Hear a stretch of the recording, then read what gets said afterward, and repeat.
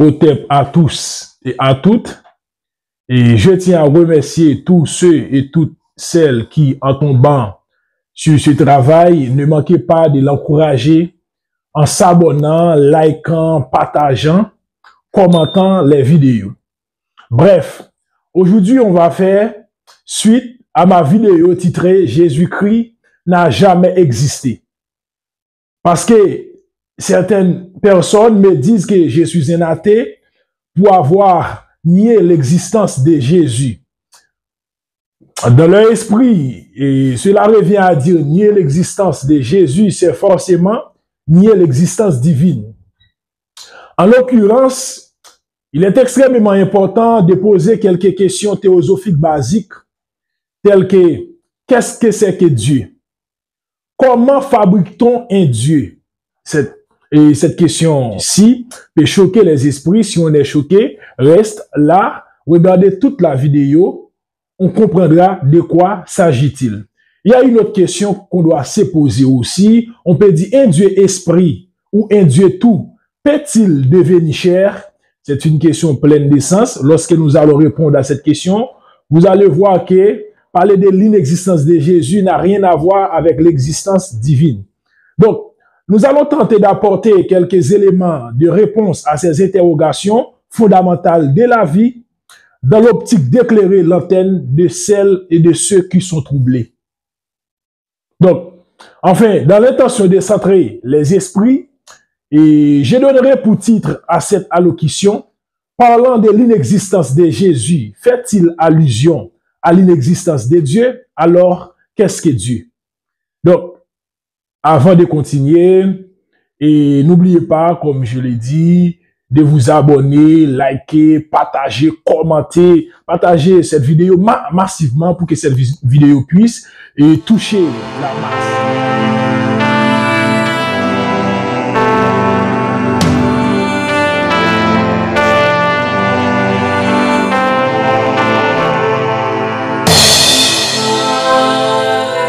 La connaissance des mots conduit à la connaissance des choses, dit Platon, le plus fidèle des disciples de nos ancêtres de la vallée du Nil, après Pythagore. Et je dis que c'est pourquoi la science des mots, telle que Platon le signale, est la base de toute compréhension, digne de ce nom. Et je dois citer aussi Auguste Comte qui dit une chose qui est extrêmement importante, intéressante. Il dit, on ne saura pas une chose tant qu'on n'en sait pas l'histoire. Et pour moi, c'est une vérité évidente.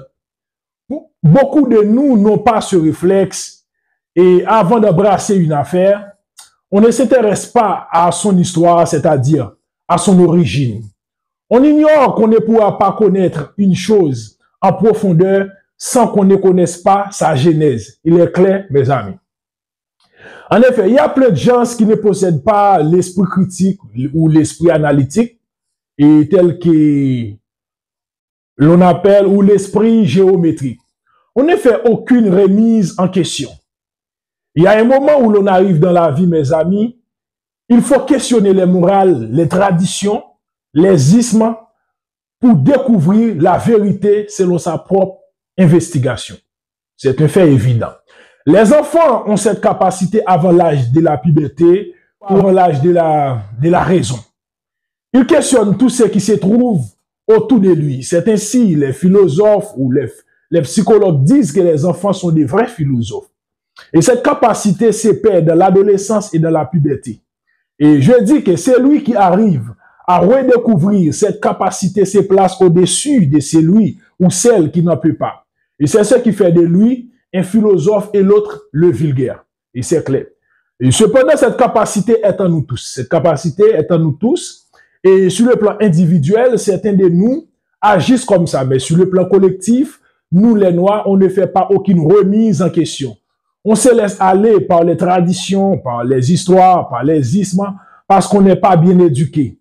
Parce que toute éducation digne de ce nom est forcément dangereuse. Parce qu'elle enseigne la critique, laquelle peut menacer un ordre établi dit un intellectuel. Donc, mes amis, en disant tout cela, il faut avouer que l'une des plus grandes erreurs commises par la communauté scientifique occidentale est le fait de limiter les origines de la civilisation en gros et en détail à la civilisation gréco-latine. En effet, Ernest Renan, l'un des plus grands maîtres à penser de l'Occident, déclare: pour un esprit philosophique, c'est-à-dire pour un esprit préoccupé des origines, il n'y a vraiment dans le passé de l'humanité que trois histoires de premier intérêt: l'histoire grecque, l'histoire romaine, l'histoire d'Israël. Ces trois histoires réunies constituent ce qu'on peut appeler l'histoire de la civilisation. L'histoire, la civilisation étant le résultat de la collaboration alternative de la Grèce, de la Judée et de Rome. Donc, c'est une déclaration d'Ernest Renan, et Ernest Renan était un négrophobe et raciste. Et nous le savons tous. Donc, cette œuvre constitue l'âme. Le rêve d'Ernest Renan constitue l'âme de l'intelligentsia occidentale. Et c'est un réflexe de l'intellectuel colonisé ou occidentalisé, qu'il soit noir, qu'il soit blanc ou qu'il soit jaune. En recherchant l'étymologie de mots, ne fait que remonter à la langue grecque, quelquefois à la langue latine. Donc, c'est une erreur crue, mes amis. Donc, malgré beau gré qu'on reconnaisse la naissance de l'égyptologie, on ne rentre pas ça dans le corps des sciences populaires normalisées dans les enseignements. On continue à faire remonter les choses à la Grèce, même jusqu'à nos jours. Or, beaucoup de mots grecs qu'on utilise dans les sciences pour former les concepts scientifiques sont tous d'origine égyptienne, passés dans la langue grecque, parce que les philosophes grecs étaient des disciples, des prêtres de la vallée du Nil, c'est-à-dire de l'Égypte. Donc, ce qu'on vient de dire là, beaucoup de travaux ont été réalisés sur cette matière. Cheikh Anta Diop, Théophile Obenga en ont parlé avec appétit. Donc, mes amis, nous savons tous que l'Égypte est la première civilisation de l'humanité au vrai sens du terme. Il est vrai qu'il y avait des civilisations en Afrique avant l'Égypte, mais au point de vue des structures, c'est la première et la plus ancienne des civilisations.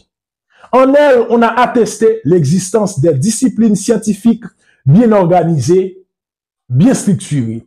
En l'occurrence, c'est là qu'il faut aller rechercher les origines et l'étymologie des choses, des concepts les plus fondamentaux de la vie, mes amis. Si on ne fait pas ça, on s'est trompé. Donc, il faut tenir compte de la première idée que ces hommes avaient fait de tel ou tel concept ou tel terme. Et étant donné qu'on traite de Dieu dans cette allocution, il est préférable de chercher dans les anciennes civilisations le premier peuple qui cite ce mot et l'idée qu'on en a fait. Et il faut dire que le mot est apparu avec l'invention même de l'écriture. Je ne suis pas le seul qui l'a testé. Dibomba Mbok, égyptologue historien très réputé, dit, et dans une allocution, les premières attestations de ces signes, c'est-à-dire les signes qui représentent les mots Dieu, qui se confondent avec l'apparition de l'écriture elle-même. Donc, il est clair là, il faut dire que pour ceux qui ne sont pas familiarisés avec les hiéroglyphes, c'est-à-dire avec l'écriture ancienne de l'Égypte, que les signes qui constituent cette écriture, qu'on appelle hiéroglyphe en égyptien ancien, Médounetchère, évoluent dans le temps et dans l'espace. Parce qu'il y a un temps où il n'y en a pas le nombre de signes connus aujourd'hui. Si on constate, on trouve dans l'ensemble des signes aujourd'hui 5000 signes environ. Il sait pas qu'il y a plus, mais 5000 signes environ. Donc, les signes où le mot pour dire Dieu est apparu en même temps que la naissance de l'écriture égyptienne, attestée comme la plus ancienne écriture, la première de l'histoire de l'humanité en date. En effet, regardez à l'écran, on verra les signes dont il est question. On peut constater la graphie et sa translittération. Donc, en effet, il faut dire cela pour ceux qui ne maîtrisent pas encore et le jargon de la science égyptologique. Il est important de savoir que la translittération est une méthode élaborée pour donner un caractère alphabétique aux signes pour pouvoir les vocaliser. C'est ça la translittération. Pour ceux qui ne maîtrisent pas et l'égyptologie. Donc, ce signe se translittère NTR. La vocalisation est nete ou netche. En effet, n'oubliez qu'on utilise un nœud conventionnel devant les consonnes pour qu'on puisse vocaliser les mots en égyptologie. Et c'est pourquoi on dit nete ou netche. Et ce mot signifie littéralement Dieu. Ce mot signifie littéralement Dieu. Donc, il me paraît important de citer Dibom-Baribok à nouveau. Et remarquez, je le cite très souvent dans ce travail parce qu'il est l'un des égyptologues africains qui s'intéresse le plus à cette notion. Et de cette graphique qu'on voit à l'écran là, Dibom-Baribok rapporte. Écoutez bien, il dit, il existe dans la langue égyptienne un seul terme qu'il est convenu de traduire par Dieu. C'est ce que rappelle Dimitri Mex, qui ajoute que celui-ci s'emploie aussi bien au masculin qu'au féminin. Et dans chacun de ces deux cas, aussi bien au singulier qu'au duel ou au pluriel. À ce terme correspond un signe idéogramme qui sert à le rendre de façon privilégiée dans l'écriture. Et tel que l'on dit là, ce n'est pas seulement moi et Dibom-Baribok qui le disons, mais Dimitri Mex, à cette citation qu'on vient de citer là, a été rapportée par Dibom-Baribok, mais c'est une citation de Dimitri Mex. Dimitri Mex, égyptologue occidental très réputé, dit la même chose que nous. Donc, en effet, jetons un coup d'œil dans les dictionnaires des hiéroglyphes d'Yvonne Bonami à la page 353. On verra le lexique nete. Regardez à l'écran la page du livre dont il est fait mention. Et vous verrez que cela signifie Dieu, essence divine. Au pluriel, le même mot, c'est dit nete ou les dieux. Au féminin, le même mot, c'est dit netet, car le féminin se forme avec le son T dans la langue de l'Égypte antique. Bon, en effet, jusqu'ici, on voit la prononciation conventionnelle du mot Dieu, c'est-à-dire nete. Et il faut dire qu'il s'agit de l'attestation du mot Dieu pour la première fois dans l'histoire de l'humanité, dans toute l'histoire humaine. Donc, c'est là qu'il faut chercher la première racine du dit mot, mes amis. Il faut faire ça. Donc, c'est dans cette écriture, ce mot figure pour la première fois en date dans l'histoire humaine. Et c'est pour cela, les anciens ont raison d'appeler cette écriture Medunetche. Et ce qui signifie les paroles de Dieu. Ils ont raison de l'appeler comme ça. Et les Grecs l'appellent à leur tour hiéroglyphe, ce qui veut dire les caractères sacrés. Donc, en effet, mes frères, quelle est la vraie prononciation de ce mot et sa vraie signification? La réponse de cette question donnera l'idée qu'on a fait de Dieu. Donc, un égyptologue qui s'était préoccupé par la linguistique historique se penche sur cette prononciation du dit mot. Il rejette la prononciation conventionnelle qu'on vient de dire tout à l'heure. Il déclare, il faut penser que le mot se prononçait déjà à l'Ancien Empire, non n'était ou n'était, mais enti puis enti. Donc, n'oubliez pas qu'on dit plus haut que devant les consonnes, on met un nœud conventionnel pour vocaliser les mots en égyptologie. Et parfois, on utilise le mot cop correspondant au terme parce que la langue cop est la dernière stade évolutive de la langue parlée par les anciens égyptiens. Ainsi, elle conserve la bonne prononciation de certains mots. Et Cheikh Anta Diop, le plus grand, le père de l'égyptologie africaine, dit de son côté que la langue ancienne des Égyptiens anciens est la langue mère ou l'ancêtre commun prédialectal des langues négro-africaines modernes.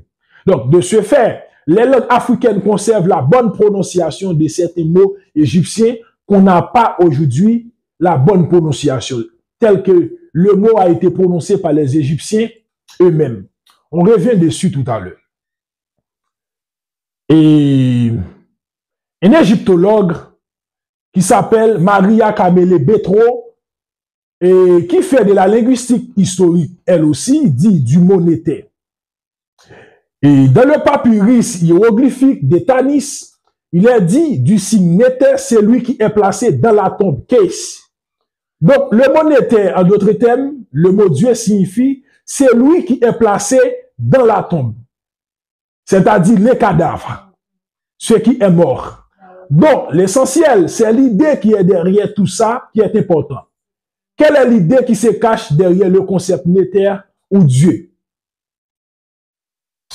N'oubliez pas en effet que dans les hiéroglyphes, on distingue plusieurs types de signes. On distingue les signes idéogrammes, les signes pictogrammes, les signes phonogrammes. Donc, idéogramme, ce mot signifie signe idée, pictogramme, signe mot, et phonogramme, signe son. Donc, il y a des signes dans les hiéroglyphes qui sont des signes qui expliquent une idée, d'autres donnent un son, d'autres signifient un mot. Donc, dans notre cas, dans le cas qu'on est en train de traiter, du signe néter, il s'agit d'un idéogramme, c'est-à-dire des signes idées. De ce fait, il faut chercher l'idée qu'il y en a derrière ce concept ou ces mots. En effet, avant de montrer l'idée qu'on a fait des dieux, il faut dire que les égyptologues se divisent sur l'objet du signe néter.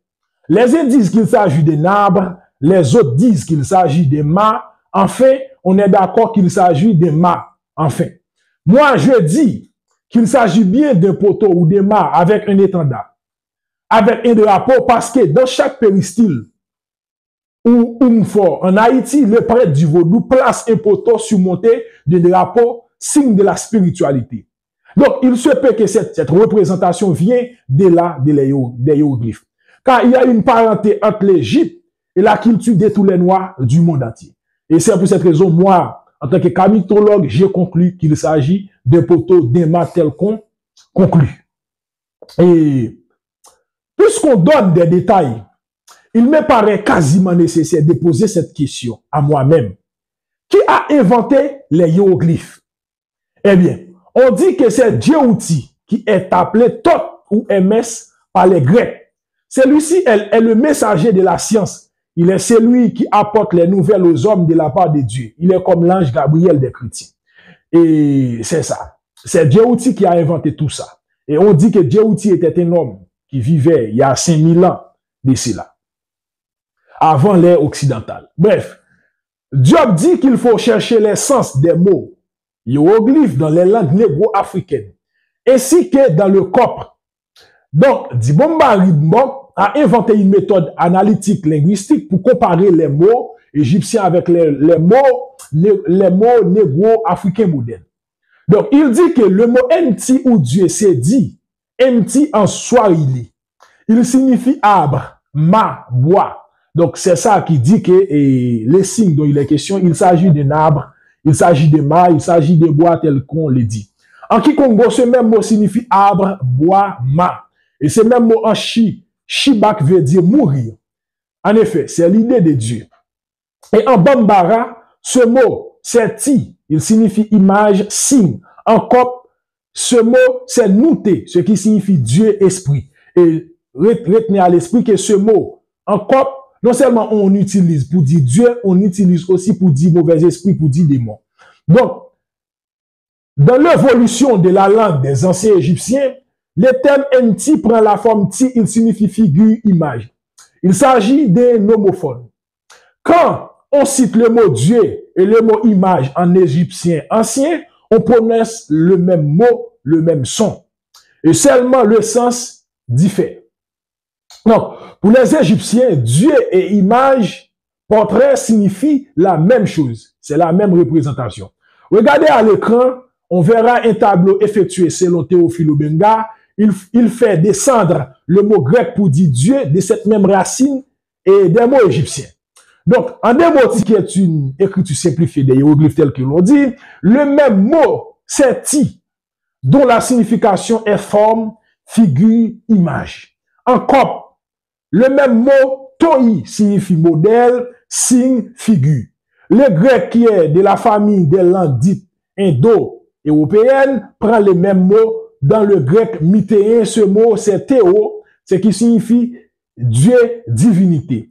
En grec crétois, il s'est dit thio. En grec ionien, c'est le même mot. C'est dit théos. En grec béotien, c'est le même mot. C'est thios. En grec locanien, c'est le même mot. C'est sios. Donc, il faut se rappeler que c'est les scribes égyptiens, pour écrire Dieu, ils dessinent 3 étoiles. pour dire Dieu aussi. Tout cela donne l'idée de l'image, des lumières, des portraits, d'ombres, etc. Donc, les scribes peint le soleil pour le Dieu unique. On l'appelle Ra. Ainsi, Deus en latin signifie lumière soleil. Et pour montrer que les mots occidentaux viennent tous de là, quand Lala Omutande dit dans sa cosmogénèse, Camille tome 1er, il dit, et je cite pour vous, prenons par exemple le terme Dieu, désigna l'être suprême, le créateur de toutes choses de la théologie judéo-chrétienne. Savez-vous que ce terme procède du latin Deus, qui provient lui-même de l'indo-européen Dei, à savoir briller, d'où découle Deio et Dieu, servant à désigner l'espace stellaire en tant que ciel lumineux, abritant les divinités célestes, souvent par opposition au monde des ténèbres. Dans la langue grecque, le mot Dios n'est que le génitif du grec Zeus. Donc, en effet, on peut voir que la racine du mot indo-européen, du mot Dieu indo-européen, renvoie à même l'idée de miroir, de lumière, tel qu'on l'on vient de le dire tout à l'heure. Donc, quelle est donc l'idée qui est derrière tout ça? Quelle est donc l'idée qui est derrière tout ça? Du signe néter, le mât, et surmonté d'un drapeau ou d'une étoffe. Un égyptologue, il s'appelle Durand, souligne que la notion de Dieu, figurée par les signes néter, presque aussi ancien que l'écriture égyptienne elle-même, explique la théorie des formes chez Platon, aussi appelée théorie des idées ou théorie des formes intelligibles.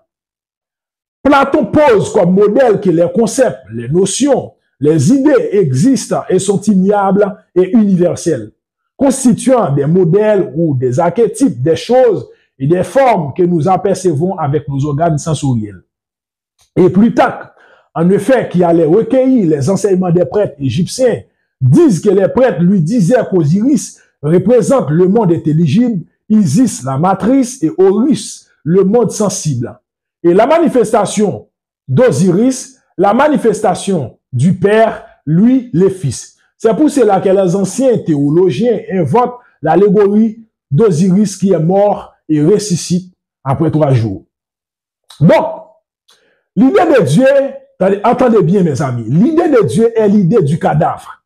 L'idée qui place derrière ce mot, n'oubliez pas le mot étymologiquement veut dire c'est lui qui se place dans l'atome, eh bien, il y a l'idée du cadavre derrière ce mot.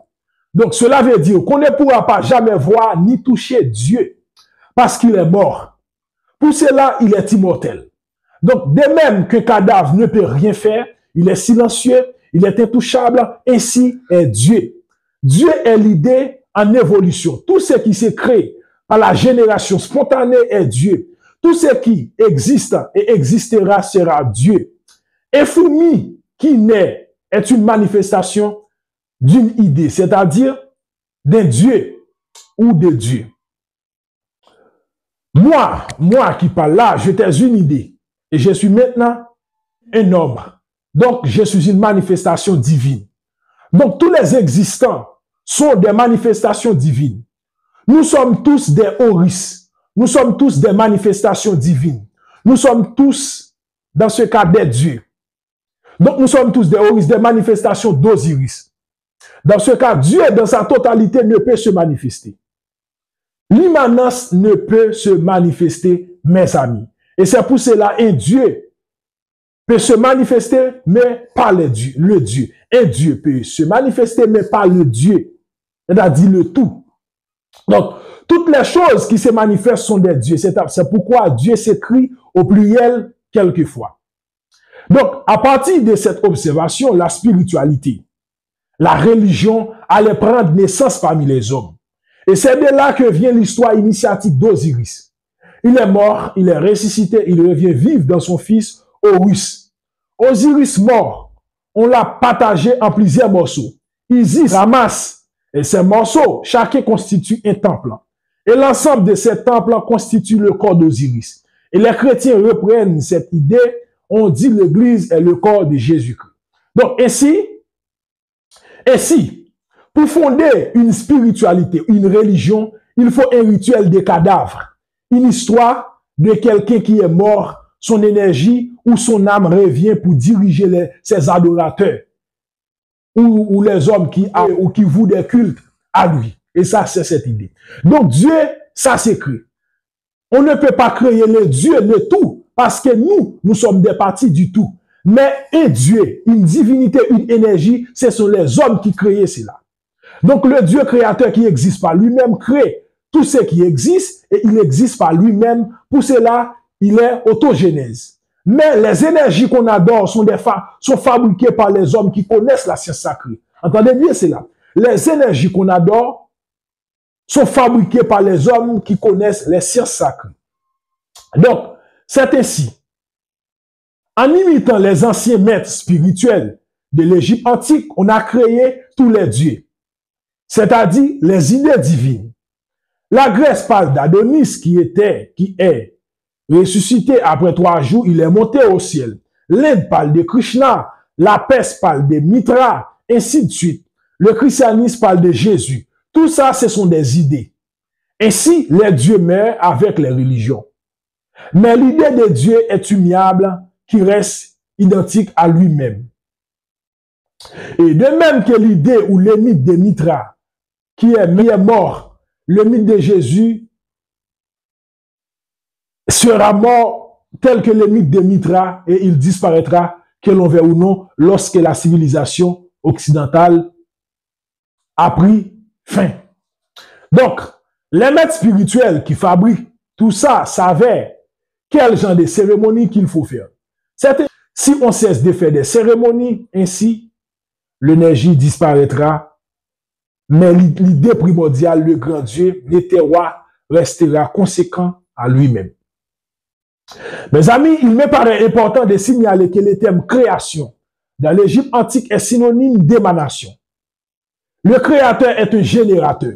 Donc, Émile Amelino, grand égyptologue français, a déjà remarqué ça. Il a publié un livre titré « Le gnosticisme égyptien » dans lequel il dit, je cite pour vous, « Dans l'hymne à la divinité traduit par Pierret, nous lisons en différents passages. Auteur de cette transformation, c'est un générateur de tout ce qui est, un générateur qui produit les êtres. Tu veilles dans le propos Père des dieux. Hommage à toi ainsi qu'à ceux de ton essence que tu as créé après que tu fis devenir à l'état de Dieu et que les chairs y formaient les chairs d'elles-mêmes. On ne peut voir ici qu'il ne s'agit pas d'un Dieu qui se tient hors de lui-même pour créer quelque chose. Mais les choses s'engendrent eux-mêmes par autogénèse ou par génération spontanée, parce que Dieu est le principe du devenir. Il est à la fois un Dieu endogène, il contient le principe mâle et le principe femelle qui rend possible la procréation au sein de lui-même. Donc, souvent on a raison de dire à propos du Dieu des Juifs, ça c'est une question sensée. Où se tient-il, où se tient le Dieu des Juifs lorsqu'il crée le monde? Ça, pour montrer que la doctrine de la Genèse est vide de sens. Parce que l'explication qu'on donne de l'origine du monde dans le livre de la Genèse est irrationnelle. Il est clair, où se trouve Dieu lorsqu'il crée le monde selon la conception juive? Donc, selon la pensée égyptienne, Dieu ne crée rien. Dieu se manifeste par autogénèse et les choses sont créées par génération spontanée. Ainsi, la création ne finira jamais. Tout autant Dieu s'est créé, Dieu s'est créé, Dieu s'est créé, toutes choses qui s'est créées, c'est son Dieu qui se manifeste, qui devient.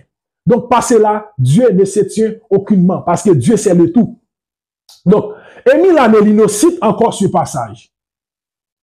Je cite, « Hommage à Ra, c'est lui qui fait les sphères et qui crée le corps de lui-même, qu'il a émis lui-même. Tu as émis Ra, ceux qui sont et ceux qui ne sont pas, les morts, les dieux, les intelligences. » Donc, en guise d'explication, l'égyptologue dit, c'est les Hutu qui est employé dans ce passage. Il a dit le mot Hutu qui est employé dans ce passage. De la même manière que le mot latin emanare, l'auteur dit qu'il est écrit dans un texte. Il fait lui-même l'acte de la fécondation. Donc, regarde à l'écran. on verra une note de bas de page où l'égyptologue cite le mot hiéroglyphe expliquant la doctrine d'émanation, dit-il. Il dit, il signifie à propos faire couler, verser, et il est déterminé par la bouche qui vomit ou la vase qui laisse tomber les liquides contenus. C'est donc le sens propre du latin manare, dont nous avons fait notre mot émanation. Et si on regarde bien les hiéroglyphes, on voit un déterminatif, un objet qui jette de l'eau. Donc c'est ça l'idée de la création chez les Égyptiens. Donc c'est l'idée d'émanation. Donc tout ce qui est Dieu. Tout ce qui sera est Dieu. Et tout ce qui n'est pas encore est Dieu. Tout ce qui n'est plus est Dieu. Et rien ne peut être détruit. Rien ne peut être détruit. Rien ne peut être détruit. Sa forme disparaîtra. Mais son essence reste et demeure éternelle parce que l'essence est Dieu. Et c'est l'idée de l'éternité. Moi, un jour, ma forme disparaîtra. Mais ce qui me constitue restera éternel parce que moi, je suis une essence divine. Donc, ça, c'est l'idée de l'éternité chez les Égyptiens. Et c'est la vraie idée de Dieu.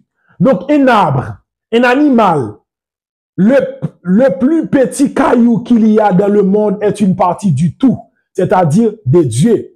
L'infiniment grand, l'infiniment petit, tout cela, c'est Dieu. Je suis moi-même une partie de Dieu, je suis une manifestation divine, je suis manifesté, je suis Dieu manifesté. Et en tout ça, il faut dire que tout ce qui est le grand Dieu ne peut se manifester d'un seul coup. Tout ce qui est le grand Dieu ne peut se manifester d'un seul coup parce qu'il est tout. Il remplit tout en tout, il est immobile, il est silencieux. Et c'est pourquoi le mot Dieu signifie celui qui est placé dans la tombe. C'est le sens propre du mot en égyptien. C'est le cadavre. Le cadavre ne peut bouger. Le cadavre ne peut rien faire. Et bien, c'est l'idée de Dieu. Dieu est le cadavre. Le tout est silencieux. Le tout est concentré, est immobile, ne peut rien faire. Et mes amis, donc, et pour exprimer la manifestation du grand tout en tout, on est obligé de mettre le mot néter au pluriel pour exprimer les manifestations divines en partie ou en individuel. Donc, d'où néterou les dieux. Et c'est pour cette raison, lorsqu'on parle de Dieu au pluriel, cela ne s'agit pas qu'il y a plusieurs dieux, mais cela s'agit de plusieurs manifestations de Dieu. Moi, je suis une manifestation. Vous êtes une manifestation. Un caillou est une manifestation. Un arbre, un animal. Tout ça, ce sont des dieux. Et l'ensemble de ces manifestations constitue les dieux. C'est les dieux de la totalité du cadavre. Moi, étant qu'une partie, une essence, je manifeste. Mais la totalité qui constitue non seulement moi et tous les cailloux, les arbres, les animaux, en général ne peut se manifester. C'est l'immobilité, c'est le silencieux, c'est la totalité. Vous comprenez? Et donc, on est obligé de mettre le mot Dieu au pluriel pour cela. Et c'est pour cela que les Égyptiens parlent d'Ogdoad. Et les Égyptiens parlent d'Énéade. Et tous ces concepts à la théologie judéo-chrétienne. Donc, les gnostiques ont largement utilisé ce mot dans les écrits. Émile Amelino rapporte. De même, dans un texte recueilli à Abydos, on lit « Oh, le grand Dieu, cycle des dieux qui est à Héliopolis, Toum, Sou, Tefnout, Seb, Nout, Osiris, Isis, Set, Nephthys,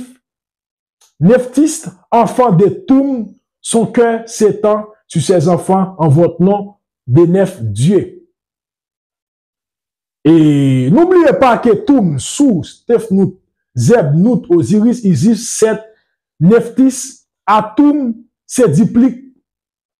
Ça, c'est une forme de duplication. Parce que Atum, c'est duplique en chou. Ce qui signifie lait.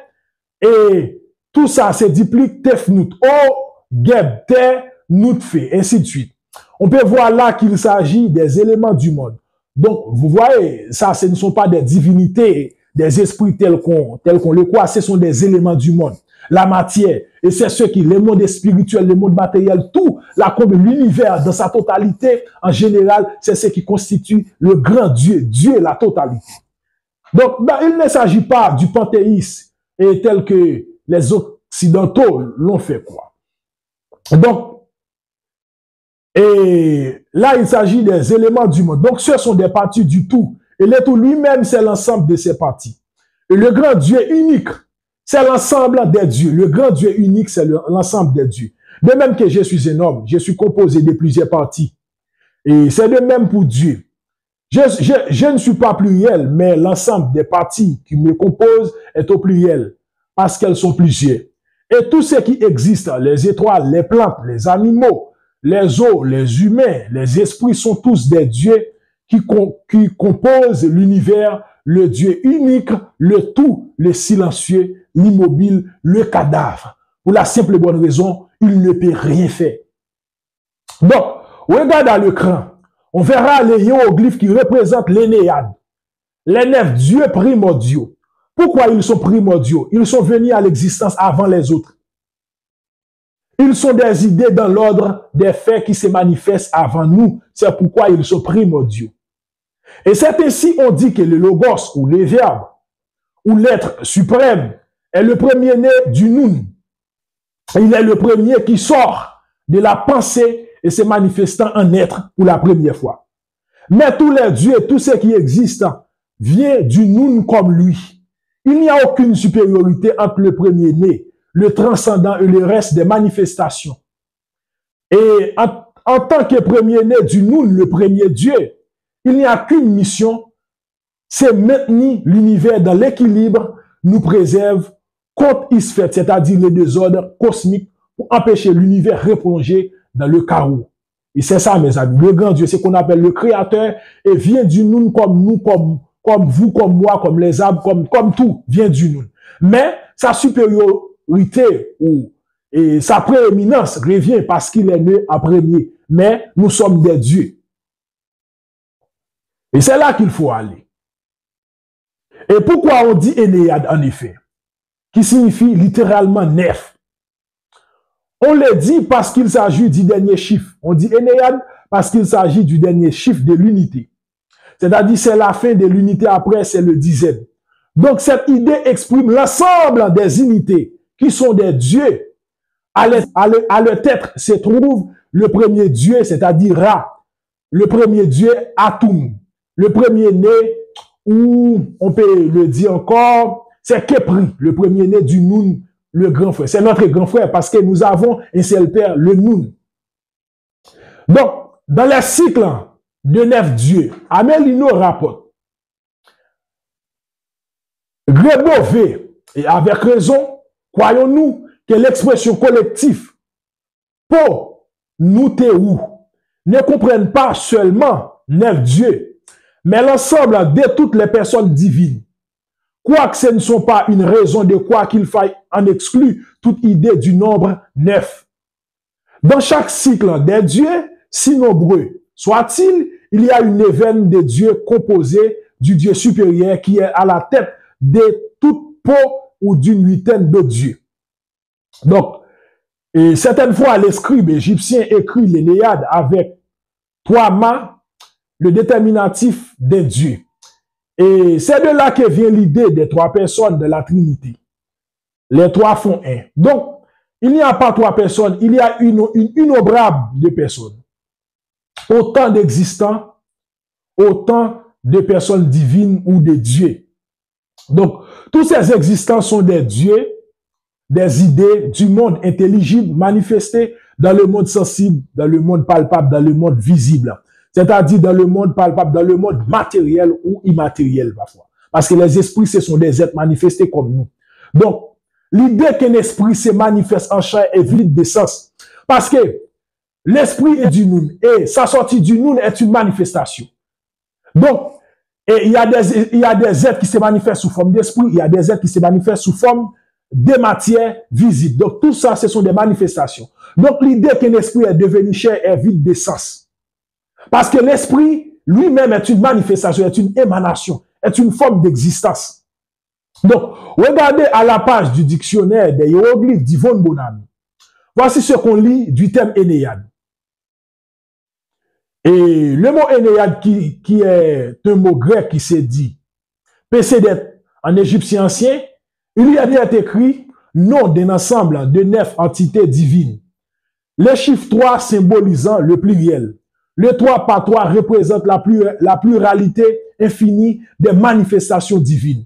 La grande Énéade, la petite Énéade, 9 acres représentent les autres nations du monde.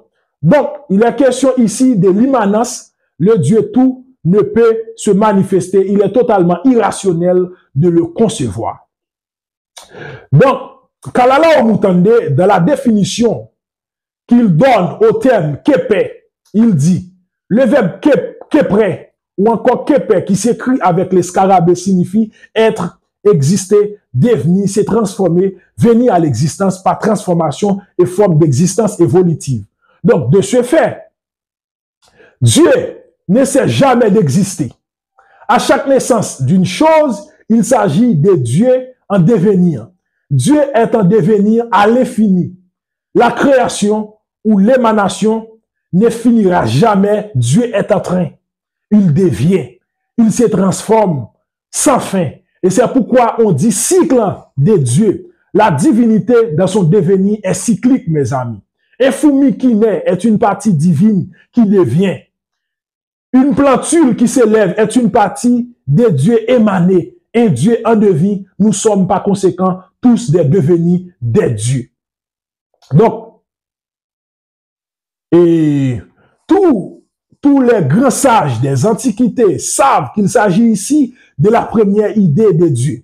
Moïse, le prophète juif, selon Strasbourg, qui était un prêtre d'Isis, en Égypte, écrit dans sa loi qu'il donne aux Hébreux, il dit, vous ne maudirez point les dieux. Empereur Justin commente cette loi dans son fameux livre contre les Galiléens en disant, vous ne maudirez point les dieux. Mais les Hébreux, dans la suite, voulant, par un crime et une audace détestable, détruire les religions de toutes les autres nations, tiraient du dogme d'honorer un seul Dieu, la pernicieuse conséquence qu'il faille maudire les autres. Donc, ce passage dont je cite de Justin là, et je ne l'ai pas connu de toute ma vie, et je lisais la Bible en entier plusieurs fois, mais ce passage est mal traduit. C'est un traducteur et l'auteur de la Bible totalement. Ce passage devrait se trouver dans l'Exode 22, verset 28, et certains traducteurs disent, et voici, lui second traduit ce passage comme « tu ne maudiras point Dieu ». Au pluriel, au Dieu, il met le mot Dieu au singulier, tout ça. Et Auguste Crampon traduit, tu ne différeras point de m'offrir les prémices. Vous voyez, bon, cette phrase n'a rien à voir à ceci. Donc, la Bible de Piro Clamet traduit ce passage, il dit, tu ne blasphémeras pas contre Dieu. Ça n'a rien à voir. Et dans certaines Bibles, il y a écrit ce verset n'existe pas. On peut voir ça sur Google. Donc, pour vous montrer qu'il existe bel et bien une loi comme ça dans le Torah, certains traducteurs le traduisent bien, et c'est le cas de Louis-Claude Filion, King James. King James est le premier qui traduit ce mot tel qu'il convient. Il dit, vous ne parlerez pas point mal des dieux. King James traduit cela, tu n'insulteras pas les dieux. Donc, le peuple juif qui se réclame du monothéisme ne le comprend pas. Parce que le Dieu des Hébreux est lui aussi un Dieu en devenir. Parce que la racine du tétragramme hébraïque YHWH signifiant être, devenir. Et c'est la même idée. Donc, c'est pour cela qu'on appelle les dieux des Hébreux Elohim, signifie les dieux. Et si on consulte la traduction d'André Chouaki, il met toujours un S dans le mot Elohim. Donc, l'idée de Dieu est la même partout. Les modernes ont exténué cela avec la folie des sémites qui ne comprennent pas la notion de l'unité divine. L'unité divine ne dit pas qu'il n'y a pas plusieurs dieux. Parce que moi, je suis un Dieu. Vous êtes un Dieu.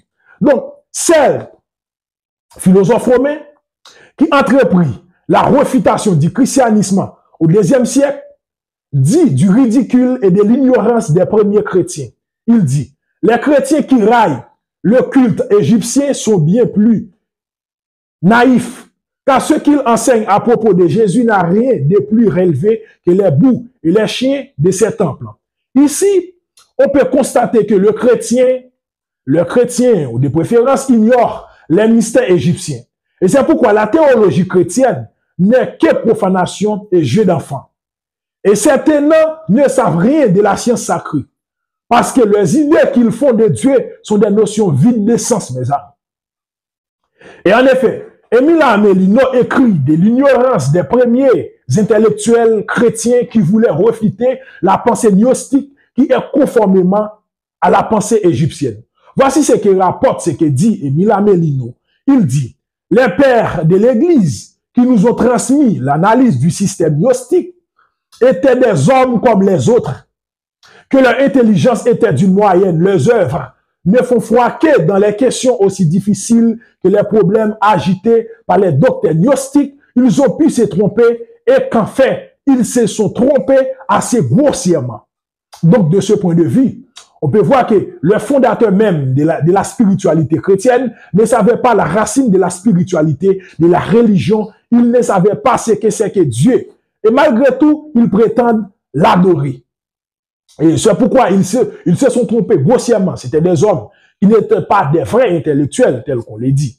Enfin, il me paraît important de dire que Dieu est impersonnel. Il est le cadavre. Maintenant, nul ne peut adorer le tout. Et si on adore le tout, cela revient à adorer lui-même et le reste. Donc, parce que tout est tout. Le tout vient du tout. Dans ce cas, les prêtres qui maîtrisaient la science sacrée créent des énergies. Ce n'est pas le tout. Ce n'est pas Dieu. Il crée des énergies. Il consacre des rituels, des cérémonies. Il monopolise une petite énergie. Il la nomme. Lorsqu'on approche de cette énergie, on cite le nom qui a été donné par le prêtre. Donc, dès qu'on cesse d'adorer cette idée, cette énergie disparaîtra. Et si les dieux adorés par nous sont nos inventions, entendez bien, les dieux, les énergies adorées par nous sont des inventions parce que nous ne pouvons pas adorer le tout ou les dieux. Ok. Et c'est pourquoi ce sont nos inventions. Il est totalement imprudent d'adhérer à une religion où les fondateurs avaient fait un pacte, avaient donné une orientation à une entité divine créée sans qu'on ne fût pas au courant. C'est une imprudence. Dieu est le cadavre. Il n'a reçu aucune adoration. Les objets qu'on adore, qui opèrent des miracles, le font parce qu'on les prie. Ce sont nous qui opèrent les miracles par notre subconscient, par conséquent, mes amis. Et les énergies que nous avons créées opèrent des miracles selon notre vouloir.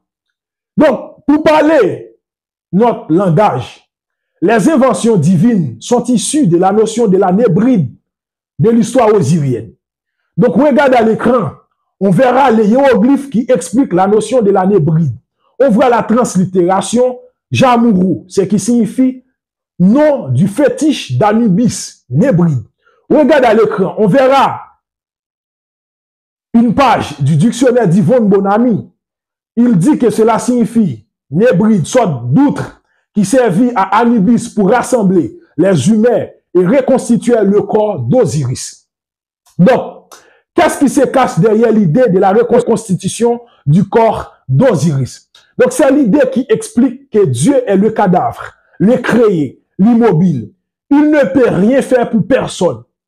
Il revient à l'homme de fabriquer ses forces divines pour les mettre à son service, pour les recourir en cas de besoin avec. Donc, c'est ainsi que Yahvé est la nébride des Hébreux. Leur invention divine. Jésus est la nébride de l'Occident. Et c'est pourquoi les Juifs ignorent Jésus. Les Juifs, à nos jours, conceptent la nébride, c'est-à-dire Yahvé, le Dieu inventé par ses ancêtres, c'est-à-dire par Moïse et d'autres. Mais cependant, les Occidentaux qui prétendent dériver la divinité des Juifs, ils parlent de Jésus. Et les Juifs rejettent ça. Et parce que Jésus est l'invention divine de l'Occident. C'est la nébride de la civilisation occidentale. Donc, chaque peuple a son Dieu qui eut été inventé par les fondateurs de ce peuple. Et c'est pourquoi les fondateurs des nations étaient des prêtres et rois à la fois. Et s'ils n'étaient pas des prêtres et rois à la fois, ils ne pouvaient pas créer une nation, un peuple. Donc, on peut constater que la définition du hiéroglyphe hébride dit qu'il s'agit d'un fétiche. Et un fétiche est une force occulte. On peut l'utiliser pour le bien ou pour le mal, et le fétiche peut opérer de miracles sans nombre. Donc, c'est dans ce sens que Moïse dit que les Hébreux doivent respecter les dieux des autres peuples. Parce que chaque peuple a son hybride, chaque peuple a son Dieu inventé, son invention divine. Et c'est ça, les francs-maçons appellent ça égrégore. Les francs-maçons appellent ça égrégore. Donc, il y a personne qui adore Dieu. Parce qu'on l'a dit dans la Bible hébraïque, personne n'a jamais vu Dieu, personne n'a jamais adoré Dieu, le grand tout, la totalité. Mais c'est nous qui avons fabriqué une énergie pour qu'on puisse l'adorer, pour que cette énergie puisse opérer des miracles pour nous en cas de besoin. Donc, et s'il ne s'agit pas d'une invention divine, pourquoi on a établi des cérémonies pour donner à manger à le Dieu inventé? Parce que le Dieu inventé est nourri comme nous. Si on cesse de nourrir ce Dieu disparaîtra, ce Dieu dissoudra dans le monde spirituel. Si le Dieu des Hébreux n'est pas un hybride, un fétiche, pourquoi Moïse a établi un temple ordonnant de faire des sacrifices, des animaux tuants, des moutons tuants, des pigeons, tout ça pour nourrir ce Dieu? Il a institué des cérémonies kabbalistiques pour faire des traits kabbalistiques, tout ça, et pour faire des cérémonies avec des l'encens, tout ça, c'est pour nourrir les dieux, la nébride, les dieux inventés pour sécuriser les Hébreux. Donc, on ne sait pas pourquoi, eh bien, c'est pour nourrir la nébride, le fétiche, l'invention divine. Le Dieu qu'on adore a été inventé par nous, mais le grand Dieu l'a créé, le tout, la totalité, l'univers, le tout ce qui existe, ne peut rien faire et ne peut être adoré, mes amis, en aucun cas. Donc, est-ce que les Noirs n'ont pas de nébride? Oui, Osiris est la vraie nébride du peuple noir. Mais elle a été détruite, telle que l'on vient de le dire. Les dieux adorés meurent avec les religions, ressuscitent avec les religions. Entendez bien, les dieux adorés meurent avec les religions et ressuscitent avec les religions, mes amis. Et si on veut, les Noirs peuvent recréer une force divine. On peut recréer notre Dieu. Mais on n'a pas besoin de le faire. On en a déjà. Il faut restaurer le culte d'Osiris, les cérémonies marchant avec pour les nourrir en tant que fétiche, en tant que nébride. Là, tout ce qu'on demande se fera. Il y aura des miracles, il y aura des produits sans nombre tels qu'on le voit dans les religions dites révélées. C'est parce qu'on cesse d'adorer la nébride d'Osiris, c'est pourquoi il ne peut pas opérer des miracles. Parce qu'on cesse de l'adorer. On cesse de le magnifier. On le cesse de nourrir avec des cérémonies, des rituels. Et c'est ça. Mais donc, dès qu'on est en train de faire ça, eh bien, ce nébride ressuscitera. Donc, c'est pourquoi le noir est un esclave spirituel. Il nourrit un Dieu inventé par des hommes qui ne sont pas ses ancêtres. On ignore que lorsqu'on crée une nébride, s'il n'était pas créé en ton nom, il est un démon pour toi. Il te combat dans tout ce que tu fais. Et c'est ce qui arrive au peuple noir. Et pour dominer les simples, on leur dit que la science sacrée est la magie. Et la magie est un crime. On ne doit pas pratiquer la magie. Ainsi, on les exclut de la réalité de la vie. Ils se laissent guider spirituellement comme des brebis. On fabrique des dieux pour eux. Ils ne savent même pas ce que c'est qu'un dieu. C'est là notre problème. Donc, de même, on a appris la chimie, la physique, la mécanique, l'ingénierie pour fabriquer les machines qui sont utiles et qui nous tuent en cas d'accident. C'est ainsi qu'on apprend la théologie, la haute théologie pour créer les dieux, pour nous servir. De même qu'on met du carburant dans les machines pour les nourrir, on fait des cérémonies pour nourrir les dieux, pour nous donner les services pour guérir les maladies que la science médicale ne peut pas guérir. C'est ça, c'est simplement ça, mes amis. Et c'est pourquoi il faut faire différence entre les dieux qu'on adore, l'invention divine, adorée, inventée par les anciens prêtres qui maîtrisaient la science sacrée, et le grand Dieu qui est incréé, qui est le tout, qui est le nous, qui est tout ce qui existait, qui est nous, qui est tout le reste. Donc, lorsque les évangiles disent, et c'est la même idée, lorsque les évangiles disent que Jésus dit que personne n'a jamais vu Dieu, le Fils unique fait connaître. C'est l'idée principale. Certainement, personne ne peut adorer Dieu. Il ne peut recevoir aucune adoration parce que Dieu est l'immobile, le tout. Et ce sont nous qui créons leurs dieux au nom desquels on fait des miracles. Ce sont nous qui les nommons, qui les faisons opérer des miracles. Et selon la direction qu'on donne à cette énergie, elle peut révéler ou réveiller n'importe qui. Et c'est ça la notion de la révélation. Mais il n'y a aucun Dieu qui se révèle, qui donne son nom à un homme ou à un peuple. Ce sont nous, toutes les divinités. Et c'est ça, mes amis. En effet, on peut dire que génie le monde spirituel. Est-ce qu'il y a pas des esprits? Cette question peut être posée. Oui, il y en a. Ce sont les maîtres de la science sacrée qui les orientent, par exemple. Il y a des esprits, mais ce sont les maîtres de la science sacrée qui les orientent. En hébreu, il y a un ange qui se nomme Michael, ce qui signifie qu'il est semblable à Dieu. Or, dans une langue africaine, le terme Malaka signifie ange. Et on présente Michael qui poignarde un serpent. Horus, dans les images hiéroglyphiques, on présente Horus comme un ange qui poignarde Seth, qui est Satan, qui est un démon, sous forme de crocodile. Donc, il y a un saint dans l'église catholique qui se nomme Saint Georges, chef des milices des chrétiens. Or, Horus en copte se dit Gog. Il est le chef qui combat Satan. Donc, après avoir érigé une divinité, une hybride, il faut placer les esprits en donnant des fonctions selon l'idée, la vision du monde qu'on en a fait, parce que les esprits sont des idées, sont des mots invisibles. Après tout cela, après tout est sous contrôle. En effet, est-ce que Jésus est le Dieu ou le tout? Non, monsieur. Le tout, en aucun cas, ne peut devenir cher. Parce qu'il n'y aura pas de place pour se manifester, parce qu'il est tout en tout, monsieur. Et c'est comme le dit Baruch Spinoza. Un Dieu esprit ne peut devenir cher. Et Porphyre critiquait déjà cette notion johannique, disant que la parole a été faite chère. Monsieur, ça c'est faux, monsieur. Ça c'est irrationnel. L'affaire de Jésus et Dieu est le débat le plus irrationnel qu'on puisse faire.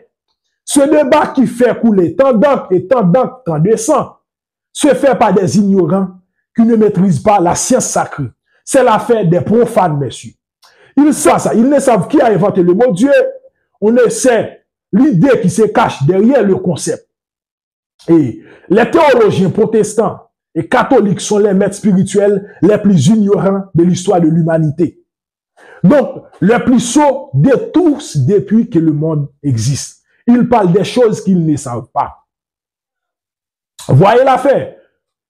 Il n'est pas bon de parler des choses qu'on ne sait pas, monsieur. Après ces éclaircissements, on peut voir par soi-même que les théologiens occidentaux, les pasteurs, les prêtres sont les maîtres spirituels les plus ignorants. Ils ne savent pas la première notion de la spiritualité. C'est que Dieu. Et c'est qu'un Dieu. Certainement, ils doivent se taire. Et les endoctrinés doivent vider les églises. Et tous les endoctrinés doivent vider les églises. Parce que ils ne savent pas ce que c'est que Dieu. Ils ne savent pas ce que c'est qu'un Dieu. Ils ne savent pas pourquoi on met Dieu au singulier. Ils ne savent pas pourquoi on met Dieu au pluriel. On met Dieu au singulier parce que Dieu c'est le tout, c'est tout ce qui existe. On le met au pluriel parce que c'est Dieu se manifeste sous diverses formes. Moi, je suis une manifestation divine, je suis un Dieu. Vous, vous êtes une manifestation, vous êtes un Dieu. Un esprit qui est dans le monde invisible est une manifestation à l'état de son existence, il est un Dieu. À l'état d'une matière qui est appelée été. Il se manifeste. Il n'a pas besoin de se manifester encore dans le monde matériel. Il est déjà manifesté dans le monde spirituel, dans le monde invisible. Tout cela, ce sont des manifestations, ce sont des émanations. Ce sont des dieux vomis. Il n'y a pas un Dieu qui se crée à une distance et il crée le monde. Ça, c'est impossible. Ça ne se fait pas. Mais il y a un Dieu qui possède un principe mâle et femelle qui se crée par autogénèse, par autotransformation. Et un fourmi, les rats, on dit qu'il y a un temps, il n'y avait pas rats. Et bien, lorsque les rats se manifestent, les fatras, les ordures, là, produit des rats. Et bien, tout ça, ce sont des manifestations, des créations par génération spontanée. Tout ça, c'est Dieu en devenir. C'est Dieu qui se crée, c'est Dieu qui se transforme. Par conséquent, la création ne finira jamais. L'émanation ne finira jamais. Et toutes ces émanations, ces créations autogénères, autotransformations, ce sont des dieux en devenir. Et c'est pourquoi Dieu au pluriel. Mais là, il ne s'agit pas de polythéisme. C'est comme quoi et on adore plusieurs dieux. Non, monsieur, il ne s'agit pas ça. Et c'est pourquoi nous aussi, nous devons cesser d'adorer les images. On doit adorer les dieux les dieux uniques, la totalité sans jument, parce qu'il n'y a aucune représentation. On ne peut pas représenter le tout, parce qu'il n'y a pas d'image pour ça. Et c'est pourquoi les Égyptiens font une représentation du Noun. Ça, c'est le tout. L'eau primordiale, matière est créée, de laquelle viennent tous les êtres, tous les dieux. Et c'est pourquoi le Dieu créateur, c'est mon frère. Parce que je viens du Noun, il vient du Noun. Et le Dieu créateur dit le Dieu transcendant. Le premier être qui vient du Noun est le premier Dieu primordial. Et moi, je suis un Dieu, je ne suis pas primordial, mais je viens du Noun comme lui. Et par conséquent, il est supérieur à moi parce qu'il est venu avant moi. Il est antérieur à moi. Mais là, ce n'est pas lui qui m'a créé. Mais je viens du Noun, mais là, je viens à l'existence par autogenèse. Lui aussi, il vient à l'existence par autogenèse. C'est ça l'idée de Dieu, messieurs. Mais ce n'est jamais l'idée qu'on en a fait. Et là, on produit des ignorants, des hommes qui allaient sur les montagnes, voir des cultes, prient. Pour cela, ça n'a rien à voir, ça. Et c'est ça. Et le Dieu inventé. Et là, on doit cesser de parler de Dieu. On doit parler des Nébrides. On doit parler, si on cite le langage des francs-maçons et Grégor.